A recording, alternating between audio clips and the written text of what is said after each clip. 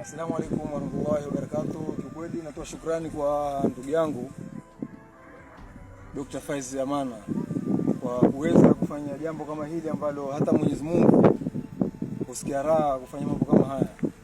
Kiukweli hapa ni maeneo ya Hidabo na naweza kusema na kama miaka mitatu nilikuwa na shida ya maji. Alhamdulillah, katika mitandao ya TikTok nikaweza kumuona ndugu yangu Dr. Faiz vile maendeleo anayofanya hairati mambo ya maji, na mimi nikaweza kuingia inbox kumpa namba yake na mimi nikamsaidia mambo ya maji. Na alhamdulillah, kusema kweli mimi kitu ambacho nimeshangaa, huyu Faiz ni kijana muungwana kwa sababu mimi hanijui na mimi simjui, na kiukweli amefanya jambo kama hili